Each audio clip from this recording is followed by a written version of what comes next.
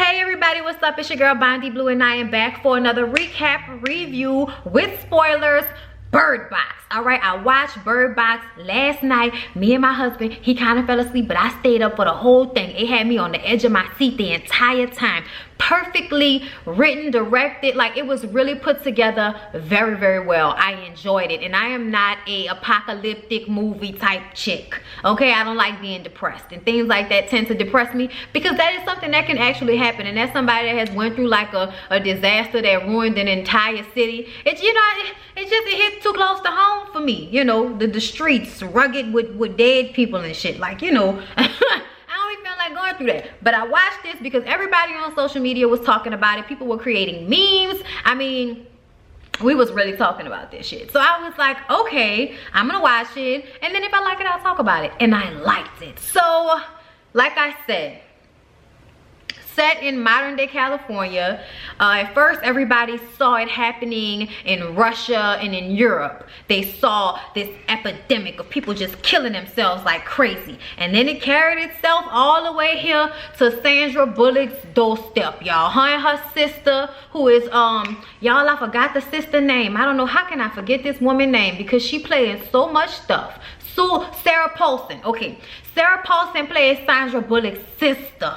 Okay, and she's taking care of Sandra Bullock, who seems to be some type of tortured artist who's pregnant by somebody that we don't know. Obviously the relationship did not work out. Okay, and her sister are driving somewhere, going run errands, doing something, and her sister sees something in the sky. I forgot what they was doing, y'all. They was somewhere, and everybody started, it was at the hospital. They was at the hospital, and everybody started flipping out. Like a lady smashed her head against the window, and it was obvious she was trying to kill herself. This happened as Sandra Bullock is walking out the hospital, going to meet her sister who's in a car. Once they get in the car, they notice that everything is starting to like break the fuck down. People killing themselves, shit's blowing up, people running and screaming, you know, apocalyptic shit. All right, so what's going on? And then we see the sister driving a car. She looks into the distance. She says, what the fuck is that? And the next thing we know, she's trying to crash the car. They pull a car over. She gets out of the car, walks right into the middle of the street, and just kind of looks back at Sandra, and then walks further, and then a big ass truck, boom, like an ATM truck, just psh, brain, body all over the fucking place. And then we see people just killing themselves. Like, y'all, I could not express to y'all how creepy it was to watch people kill themselves. Sandra Bullock got out the car and gets swept up in this stampede, falls to the ground.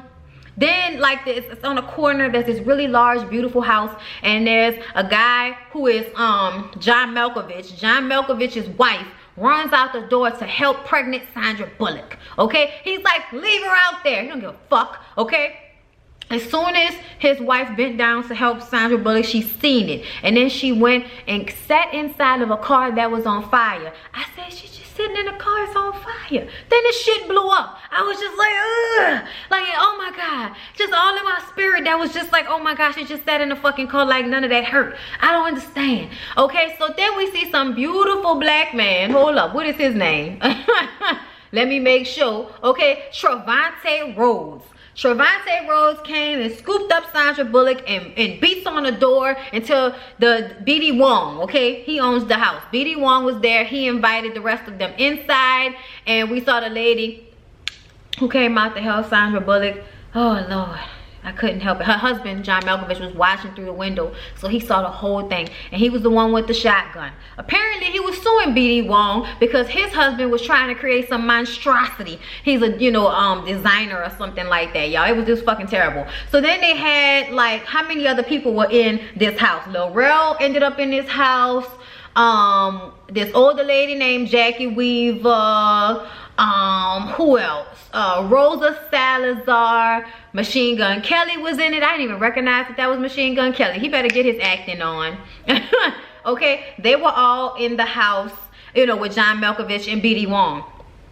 And as time went on, the numbers dwindled, you guys.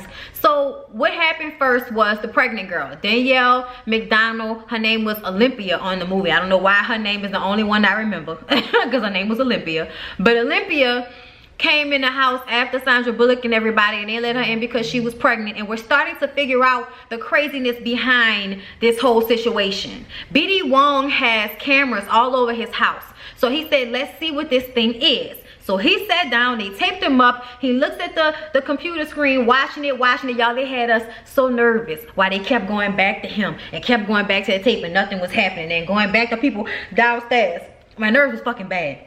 Then we see the wind blow in the leaves, and we see the shadow, and then we see BD Wong's eyes kind of glaze over, and then everybody starts hearing a thumping sound. They go upstairs, and BD Wong is trying to kill himself, and eventually knocks himself over in the chair and cracks his skull, and he is dead. And Sandra Bullock has a fucking fit because they kind of, you know, already started to take a liking for certain people, especially when you got John Malkovich being an asshole to everybody. Like, you know, the people who liked each other.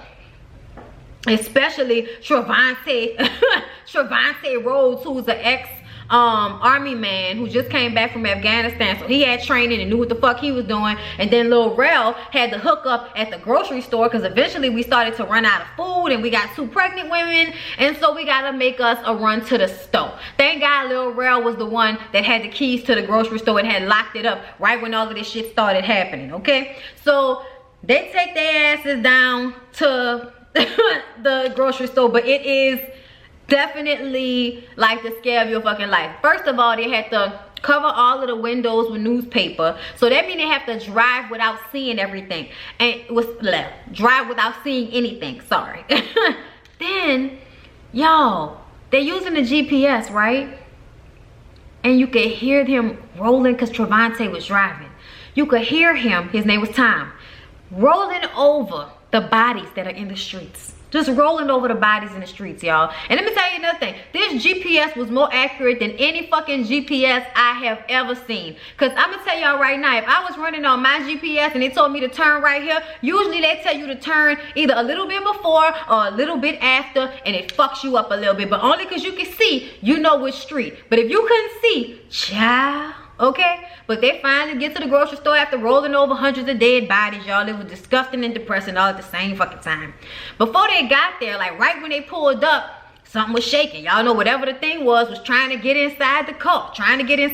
Lil Rel was about to jump out the fucking car. I'm like, it's outside. Why are you running toward it? You know, I didn't understand. But they get to the grocery store. Everybody puts on blindfolds because we figured out that as long as you can't see the shit, you live. Okay? So they put on the blindfolds and they go to the grocery store. They are in the grocery store having the time of their fucking life. All the liquor and food that they could have ever needed. You know, just a feeling of normalcy for a second. Y'all, first of all, Sandra Bullock finds some lucky ass birds that were still alive. And she ended up taking them home because for some reason the birds can tell whenever that thing is coming around. So they'll start to, you know, chirp really, really loud and really, really fast. You know, panic or whatever. There's somebody who worked in a grocery store that was a little slow, that was stuck in the back of the grocery store and was begging for them to let him out. Trevante, who is always trying to save people, kind of opened the door a little bit. And when they realized that the motherfucker didn't have on a blindfold, this was outside, this was at the cargo area, they was like, okay, something ain't right. The birds started to go ape shit and shit started to shake and the dude was about to come through the door. We was like, what the fuck is wrong with him? Like, what is his deal? You know, he trying to get in. And then Lil Rel was like, fuck it. And he pushed him, but when he pushed him, he went with him. And they closed the door, and then you can hear him say, look, Charlie, just look, open your eyes and look. And then you hear like a knife go, and then the blood seeps under the door. And I was just like, oh no, not Rel, no. Like, I was so hurt. I was so hurt when Lil Rel died, y'all. And when they got back to the house, so was some of the other people. First of all, fuck John Malkovich for trying to leave everybody at the house to starve. Like, what, a pregnant woman, an older lady, and you gonna leave them at the fucking house to starve? Really, my nigga? Really? You ain't right. You ain't right. Alright? So they take the food back to the house. Everybody's feeling like we're gonna be alright. Devontae and Sandra Bullock are having a little, you know, little situation as the two most attractive people in the house. it would only seem that that would happen. Then we saw Machine Gun Kelly and his little girlfriend Rosa, who wasn't trying to give him no act right, but then eventually did give him act right. They ran off and left the house in a car, and I'm like, they ain't gonna make it. I doubt it if they make it, okay? I'm like, why would y'all be trying to leave a house where y'all have all this extra help, all these extra people? You know what I'm saying? Like, why? But you know what? Fuck them, because they could have said, say, bro, why don't y'all help us steal a car? Because y'all know they in the neighborhood. They probably had so many cars just out in the open. You could have took anybody's car. Why would you take the car that they had in the fucking garage? Like, I was just mad about that. Anyway, fuck Machine Gun Kelly and his little asshole girlfriend who took the car and ran off. Then we see the second pregnant girl, Olympia, go to the door in the middle of the night and let some crazy ass dude in. John Malkovich wanted to shoot the motherfucker. I wanted John Malkovich to shoot the motherfucker. Sandra Bullock takes the gun. Okay, at some point, I forget who was holding the gun towards the door when he let him in. I think, yeah, no, it was John Malkovich. But the old lady knocked him over the head with something because he wanted to kick the motherfucker out. But see, here's the thing.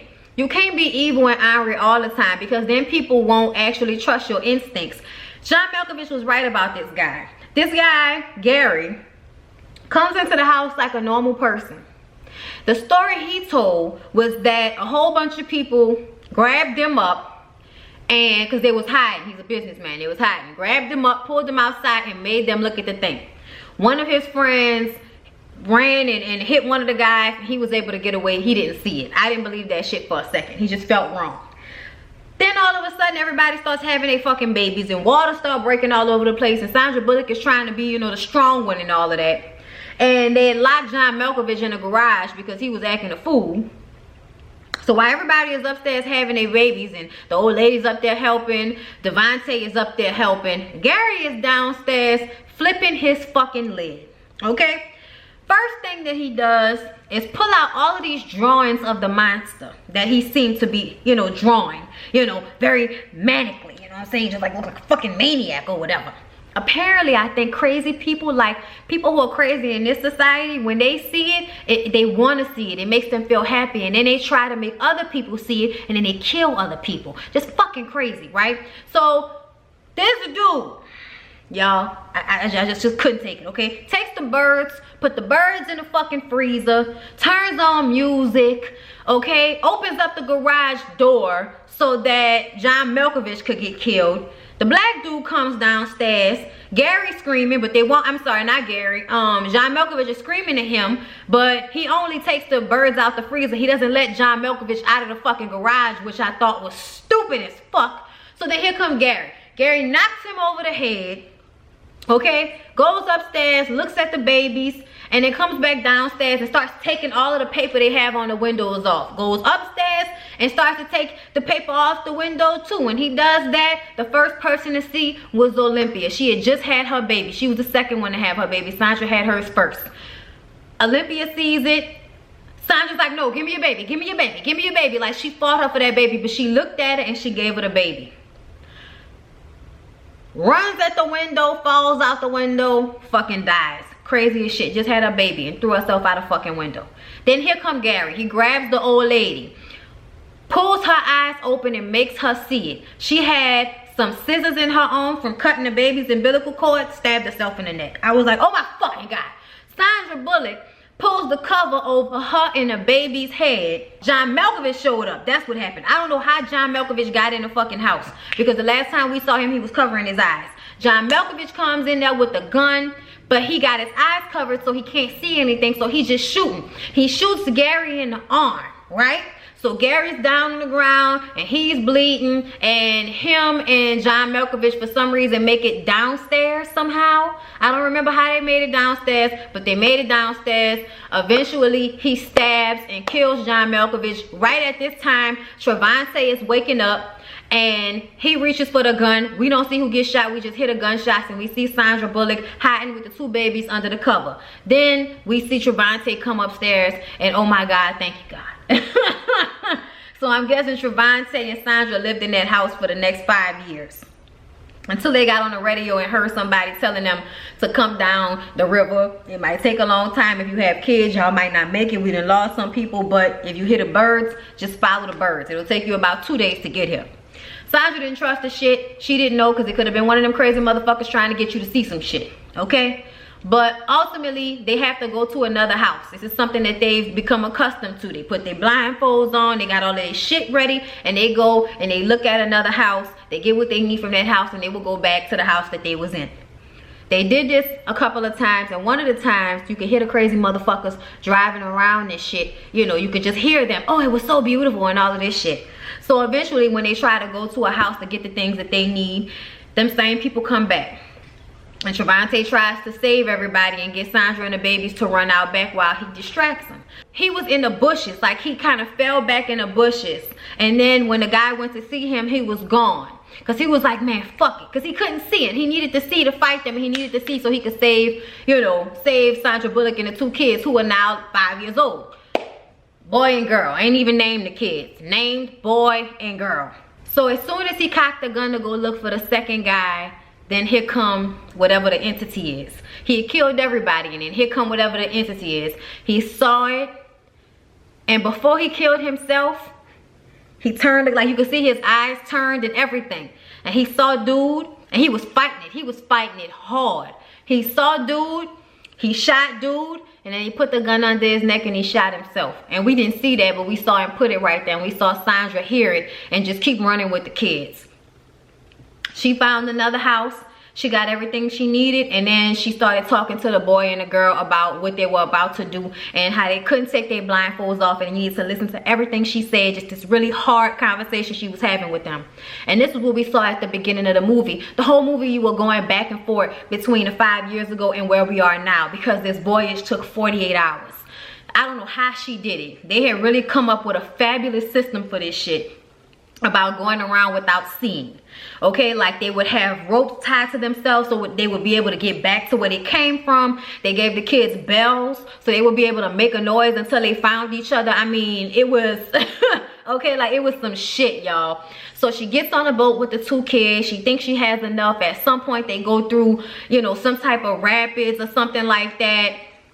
And then they hear people calling to them, and at first I thought it was like the entity, whatever the entity is, but it was one of them crazy people. So one of them crazy people actually came up on her, but she had knives and everything. She macheted the fuck out of that dude and was able to get away, but they dropped all of the food and clothes that they had, and it was just a bunch of shit. So they kept going for, you know, 24 hours, 26 hours, and then they got to the rapids. When the rapids came, one of them was supposed to look so that they could steer themselves. And she was gonna make the little girl look, because the little girl is Olympia's baby and the boy is her baby. But she decided that nobody was gonna look, because obviously she probably breastfed and, you know, and took care of them, both of them children, like they were her own. And she couldn't do it. She knew, look, her son said, I'll do it. Her son out the gate, I'll do it. She said, no, I'm gonna decide. And then the little girl sat there for a second and she was looking at her. And she was like, I'll do it. And she was like, nobody's gonna do it. I was like, oh Lord, please don't. Because I would have thought that was fucked up. Like, bitch, you probably breastfed that little girl, you know, under the circumstances. And you just gonna be like, you know, like, you know, yeah, you look and you might die and try to kill yourself. Like, that would have just been terrible to me, y'all. But she couldn't do it. So they didn't do it, but they fell out the boat. The little girl landed on a rock, and Sandra was in the water. She was able to find her son. He kept screaming for her. Y'all, that shit was so heart-wrenching to watch her swim through that water, not knowing if them kids had drowned or not. That shit was fucking crazy, okay? It was crazy. But eventually, she got the boy, got up on a rock. The girl was ringing that bell, and she had the birds. Y'all, she had been carrying these birds with her the whole time. 3 birds in a box with holes in them. She dropped food, but that fucking bird box was on something connected to that little girl. Okay, reason why it was called bird box. The birds told us when the crazy motherfuckers was coming around trying to make us kill ourselves, okay? So y'all, they got through the rapids. They get up into the woods, put their blindfolds on. Everybody's freezing cold. She even had to go into another house at some point to get some things, and it was scary because somebody, you know, trying to make you open your eyes and all of this crazy shit, y'all. It was a voyage, to say, you know, the least. I don't feel like going through everything because I feel like I'm missing some things from that journey. But either way, when we got into the woods and we all soaking wet, And we running, and that shit is running after them, and she fell down a cliff, and then she lost the kids, and the kids was all over the place, and then whatever that thing is was telling them to pull their blindfolds up, and she could hear whatever it was talking to the kids, telling them to pull up their blindfolds. Then you could hear Tom's voice, aka Trevante. Okay, I just want to call him Trevante. Okay, Trevante's voice telling her, you know, just look, just look. And then I saw a meme today that my husband showed me. We got crawfish. Just look, just look. That's some New Orleans people shit, bro. Okay, so y'all, it was so fucking scary not knowing that she was gonna find them kids, because we did not want to see the kids try to kill themselves. We just didn't want to see that at all. So eventually she found the kids again because of them little bells. She got the kids, they start running. That shit was running after her the whole time, y'all. But finally she heard the birds. They was following the birds. They found the door. She was knocking on the door. Help me, you know, Rick sent me. Rick told us to come. I have 2 children. Please just take the children. Just take the children. Finally they open the door. You know, it's a whole bunch of people. They look, you know, look in her eyes, make sure her eyes not clouded over like them crazy motherfuckers. Okay, look at the kids' eyes. All right, y'all, she good. And they let her in. Come to find out, y'all, it was a whole school of the blind. A school of the blind full of people, some blind, some not blind. Beautiful trees. And like the outside courtyard was covered with awnings with all of the like leaves and branches and shit all over it. So you couldn't see through it, but you could see lights. Y'all, I was like, oh my. Then the doctor who was supposed to deliver her baby was there. I was like, oh my God, somebody she know. And the hug that they shared, y'all. Oh, the hug that they shared. I just, oh my God. Yo.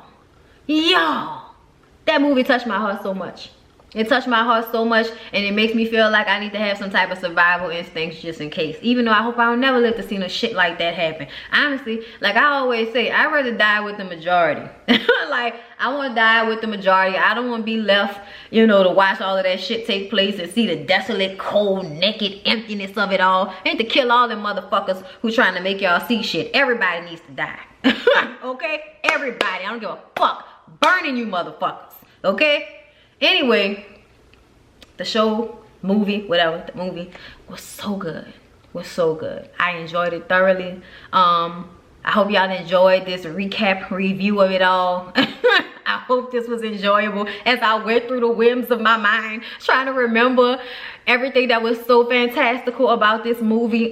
She eventually gave the boy and the girl names, which Trevante wanted her to do the whole time. Like he wanted to keep the children's spirit alive, trying to tell them stories and shit. She did not want none of that. She wanted them to be straight survival. She wanted them to know that they wasn't gonna be out here playing with kids and shit. But it was his dream, it was his fantasy that helped them get through to the actual fantasy, which was all of those children in that beautiful place where they could be safe. Yo.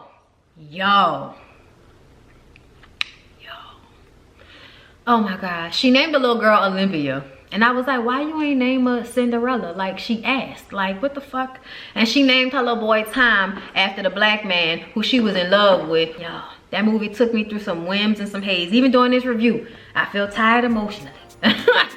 Anyway, I hope y'all enjoyed it. And I'll see y'all in the next one.